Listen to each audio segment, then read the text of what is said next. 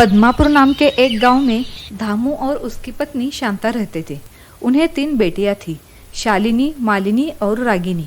धामू और शांता सुबह जल्दी उठकर सब काम निपटकर खेतों में जाते थे। फिर बाकी का सारा काम निपटकर तीनों बहनें स्कूल जाती थी। इस तरह सब परिवार बहुत ही खुशी से रहता था। हर रोज शालिनी सोते समय छोटी बहनों को परी कथा सुनाती थी, लेकिन उन्हें पता था कि परी सच में नहीं होती है, लेकिन उन्हें सुनने में बहुत अच्छा लगता था। शालिनी दीदी, आज हमारे स्कूल में सोनिया ने मोतीचूर के लड्डू लाए थे, पर मैंने उसे बिल्कुल नहीं मांगे। बहुत अच्छा किया जो तुमने उसे लड्डू नहीं मांगे। हाँ, क्योंकि हमें दूसरों की कोई भी चीज़ नहीं मांगनी चाहिए। दीदी, पर हमें कब मिलेंगे ऐसे लड्डू खाने को? तुम कहानी वाली परी को बताओ ना कि हमें बहुत सारे लड्डू दे दे। हाँ हाँ, कह दूंगी, लेकिन अब तुम सो जाओ, सुबह जल्दी भी तो उठना है। हाँ हाँ, ठीक है दीदी। फिर सब सो जाते हैं। अगले दिन रविवार था, स्कूल को छुट्टी थी। फिर सबने सोच लिया कि आज सब खेत में चले जाते हैं। इतने में रागिनी कहती है, हम खाना भी खेत में ही खाएंगे। फिर सब खाना लेकर खेत में चले गए। खेत में जाते ही शालिनी अपने माता पिता के साथ खेतों में काम करने लगी, और वही पास में मालिनी और रागिनी पेड़ के नीचे खेलने लगे। दोपहर के 12 बज गए थे। सबको भूख लगी थी। अरे चलो, बहुत हो गया काम, मुझे जोरों से भूख लगी है। अरे बच्चों, आ जाओ, हमें भी भूख लगी है। तुम यह सब यहाँ बैठ जाओ, मैं पास के कुएं से पानी लेकर आता हूँ। जल्दी आ जाओ पिताजी, हम सब मिलकर खाना खाते हैं। बहुत देर हो गई, लेकिन धामू वापस नहीं आया। अरे कितनी देर हो गई, लेकिन तुम्हारे पिताजी वापस नहीं आए। तुम यहीं रुक जाओ, मैं देखकर आती हूँ। नहीं माँ, तुम अकेली मत जाओ, हम भी तुम्हारे साथ आते हैं। ठीक है, चलो। फिर सब कुएं की ओर जाते हैं। वहाँ देखा तो पानी का हंडा वही पड़ा था, लेकिन वहाँ धामू नहीं था। हे भगवान, तुम्हारे पिताजी कहाँ चले गए? कहीं भी नहीं दिख रहे हैं। ओ जी, सुनते हो? तुम कहाँ पर हो? क्या तुम्हें हमारी आवाज़ आ रही है? हाँ हाँ, मुझे तुम्हारी आवाज़ आ रही है। मैं यहाँ कुएं में गिरा हूँ, लेकिन मैं यहाँ से हिल नहीं सकता, क्योंकि मेरे आसपास बहुत सारे सांप हैं। अगर मैं हिल जाऊँ तो वो मुझे काट लेंगे। ये बात सुनकर शांता बहुत रोने लगी।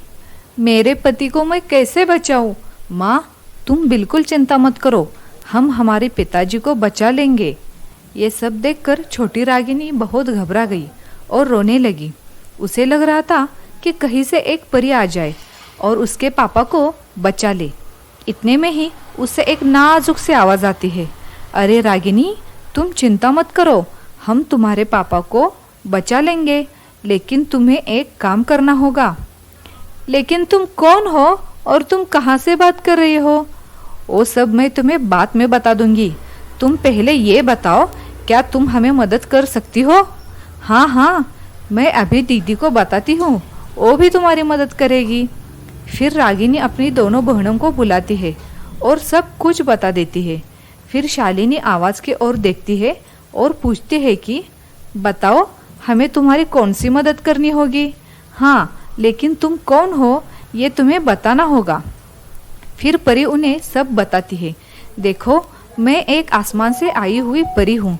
मैं रास्ता भटक कर यहाँ आई तो एक दुष्ट राक्षस ने मुझे इस कुएं में बंद कर दिया और बहुत सारे सांप छोड़ दिए ताकि मैं बाहर ना जा सकूं। अगर तुमने मेरी मदद की तो मैं तुम्हें बचा सकती हूँ। ये सब सुनकर तीनों बहनें बहुत खुश हो जाती है। ठीक है, तुम बता दो, हमें क्या करना होगा? तुम्हें गांव जाकर एक हंडा भरकर दूध लाना है और इस कुएं में एक जगह पर डाल देना है। इसकी वजह से सब सांप एक ही जगह में जमा होंगे और दूसरी जगह से मैं तुम्हारे पापा को लेकर बाहर आ जाऊंगी। ठीक है, हम अभी दूध लेकर आते हैं। ऐसा कहकर तीनों बहनें गांव की तरफ गई और थोड़ी ही देर में हंडा भरकर दूध लेकर आ गई। फिर शालिनी ने सब दूध एक ही जगह पर डालना शुरू कर दिया। वो दूध देखकर सब सांप एक जगह में आ गए। फिर परी धामू को लेकर हवा में उड़ती हुई ऊपर आ गई। सब उससे देखते ही रह गए। शालिनी दीदी, ये तो तुम्हारी परी कथाओं की परी से भी बहुत ही खूबसूरत है। परी रानी, क्या मैं तुम्हें हाथ लगा सकती हूँ? हाँ हाँ, क्यों नहीं।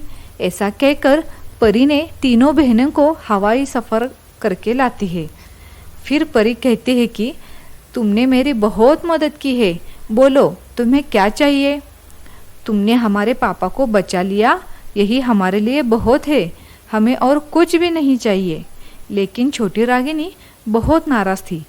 परी ने उससे पूछा, क्यों गुड़िया रानी, क्या हो गया, तुम्हें कुछ चाहिए क्या?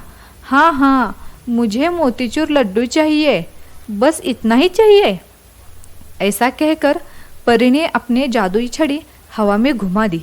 छड़ी घुमाते ही वहाँ बहुत सारी टोपलियाँ आ गई। सब देखते ही रह गए।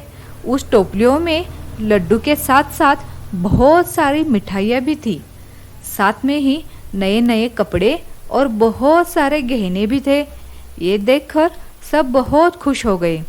अरे परी रानी, तुमने हमें बहुत कुछ दिया है, इससे तो हमारी गरीबी दूर हो जाएगी।